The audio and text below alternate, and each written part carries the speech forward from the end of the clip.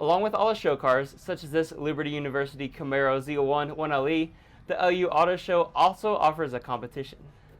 Coach Chadwell will not coach the bowl game, as Liberty has already announced defensive coordinator Josh Aldridge will call the shots when the Flames play in the Boca Raton Bowl against Toledo. Reporting from Williams Stadium, I'm Caleb Barnes. Fans are here on this anniversary to witness a battle, to see who can continue their championship dreams and make it to the Final Four race at Phoenix. If it passes, there will be a motion put in place to tell Sodexo to get rid of the Starbucks.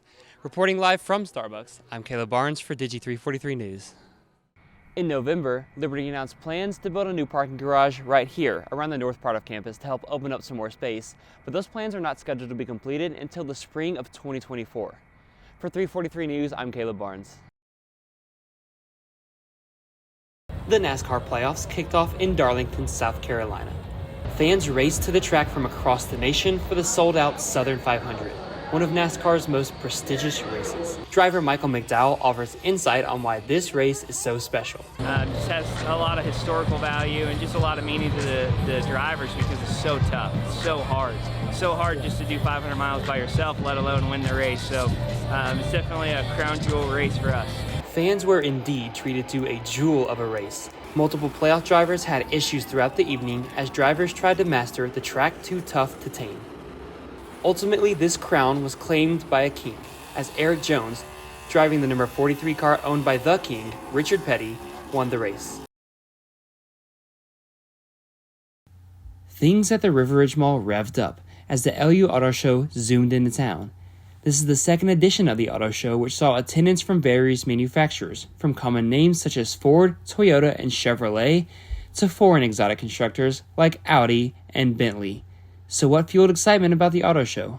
Oh man, just being out here all day, interacting with other people, teaching them about the cars, and just interacting with other people. It's just so much fun. And fun it was. Students and local residents were able to get close and personal with a wide array of automobiles on the show. Street cars, race cars, muscle cars, and more were on display, and student workers provided a wealth of knowledge about these various vehicles. Along with all the show cars, such as this Liberty University Camaro Z01 1LE, the LU Auto Show also offers a competition. One of the big things this year at this auto show is we have a competition between booths. They grade based on a few things like cleanliness of cars, cleanliness of your booth. They also grade on a theme, which ours is the Power of Sanctuary, which matches Lincoln. Each booth offered a unique style in its display setup, and at the end of the weekend, it was Team Hyundai that came in clutch, taking top seat as overall best display. The Auto Show will look to return to Liberty in the spring of 2023. From the LU Auto Show at the River Ridge Mall, I'm Caleb Barnes for DIGI 343 News.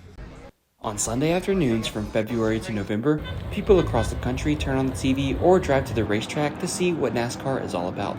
It's about seeing friends and seeing people that you've been going to races with for 30 years and cheering for drivers, some that have been around for 20 years like Kevin Harvick, and the new drivers. As NASCAR teams and the sport as a whole try to grow, appealing to a younger generation of fans on social media is a necessity.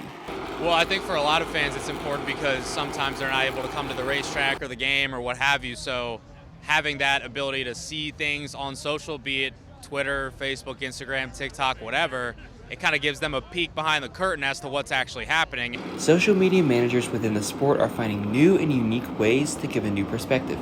One great example of this is Elijah Burke. We like to make memes and have fun. It's not all super serious, and I think that's created continued to allow a really engaging brand to thrive. Creative social media personalities, such as Elijah for RFK Racing, can affect the way that people view both his team and NASCAR as a whole. So my philosophy just boils down to being real, not taking yourself too seriously, being engaging.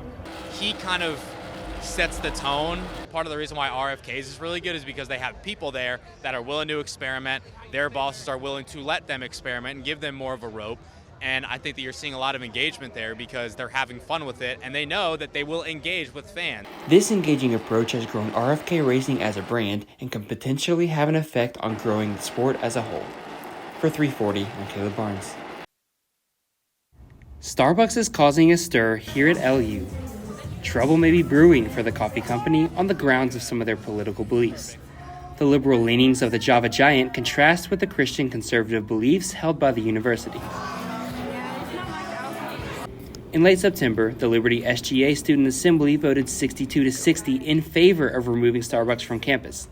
News of this decision led to a blend of reaction from the students.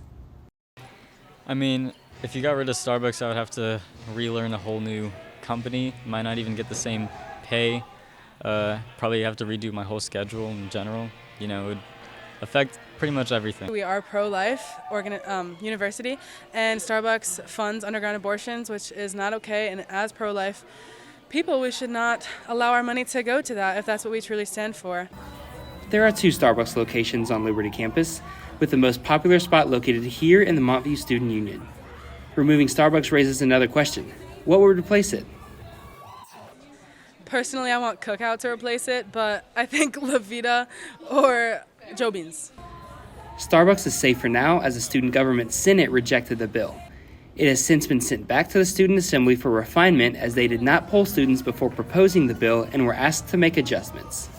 If it passes, there will be a motion put in place to tell Sodexo to get rid of the Starbucks.